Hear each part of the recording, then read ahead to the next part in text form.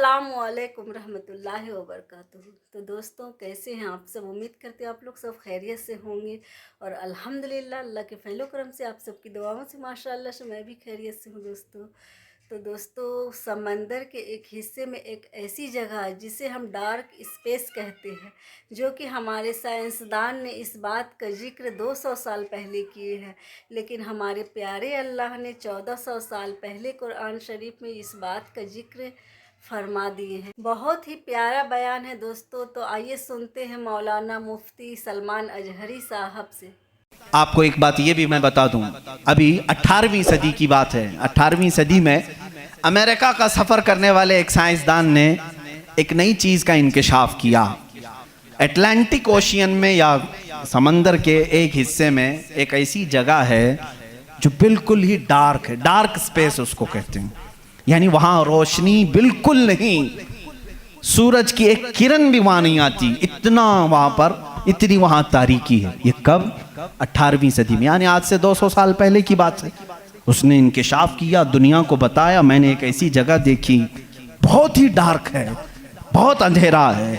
وہ جب واپس آیا تو علماء ربانیین نے سورہ نور کی قرآنی آیتیں پڑھی۔ اللہ فرماتا ہے کہ اذا اخرج یدہ لم یکد یراہ لم یکد یراہ ومن لم یجعل اللہ لہ نورا فما لہ من نور۔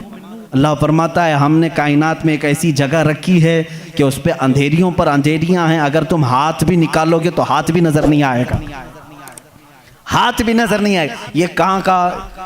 یہ علم البحر جس کو کہتے ہیں، سمندروں کا علم رکھنے والا، جو پوری زندگی سمندروں کی کھوج میں لگا دیا، وہ لا کر کے بتایا۔ اس نے سوچا میں بہت بڑا تیر مارا ہوں، لیکن جب بتایا قرآن پڑھنے والوں نے کہ یہ تو قرآن میں ہے، اللہ فرما رہا ہے ایک ڈارک سپیس ہے کائنات میں جہاں تم ہاتھ بھی نکالو گے تو نہیں نظر آئے گا، اتنا ڈارک ہے۔ وہ سٹپٹا گیا، پریشان ہوا، میں اس کی تحقیق کروں گا، یہ قرآن میں آئی کیسے بات؟ سب سے پہلا دنیا کا میں انکشاف کرنے والا ہوں، میں اس کو سب کو بتانے والا پہلا فرسٹ آدمی میں ہوں، یہ پہلے سے کہاں سے آ گئی قرآن؟ پھر وہی دو باتیں میں بتاتا ہوں میرے عزیزوں۔ اس کو بھی یہی جھٹکا لگا کہ یہ قرآن اس زمانے میں نازل ہوا جب سائنس کا وجود نہیں تھا، اور اس پر نازل ہوا جس کو دنیا میں کسی نے سکھایا نہیں تھا۔ بعد میں پھر اس نے یہ سوچا شاید ہو سکتا ہے پروفیٹ محمد صلی اللہ علیہ وسلم سمندروں کا سفر بہت کرتے ہوں گے، ان کے سمندروں کے سفر میں شاید کبھی یہ جگہ آ گئی ہوگی، اس لیے انہوں نے اپنے من سے قرآن میں یہ لکھ دیا ہوگا۔ اس نے یہ نتیجہ نکالا، لیکن دوسرے ہی دن اسے پھر بڑا جھٹکا یہ لگا کہ جب سیرت مصطفیٰ پڑھا اس نے، اللہ اکبر، حضور کی 63 سالہ زندگی میں آپ نے ایک مرتبہ بھی سمندر کا سفر کیا ہی نہیں۔ یہ بہت بڑا جھٹکا لگا کہ وہ محمد صلی اللہ علیہ وسلم کبھی پوری زندگی میں سمندر کا سفر کیے ہی نہیں۔ میرے عزیزو اس بات میں غلط فہمی میں نہ آنا کہ وہ سمندروں کو نہیں جانتے تھے، وہ معراج کا سفر کرنے والا رسول سمندروں کو ضرور جانتا ہے، لیکن یہ حکمت الہی تھی کہ کبھی سمندر کے سفر کرنے کا اتفاق نہیں ہوا۔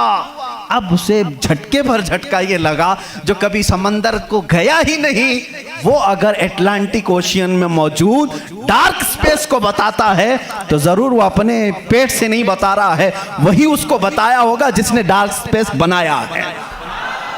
یہی اللہ رب العزت کے وحدانیت کی نشانیاں ہیں، اس کے وجود کی نشانیاں ہیں۔ قرآن پڑھو، اس میں بہت ساری چیزیں۔ کرتی ہوں دوستو کہ مفتی صاحب کی یہ ویڈیو آپ کو پسند آئی ہوگی دوستو، تو ملتی ہوں اگلے ویڈیو میں، تب تک کے لیے اللہ حافظ، اپنا خوب سارا خیال رکھیے اور دعاؤں میں یاد رکھیے۔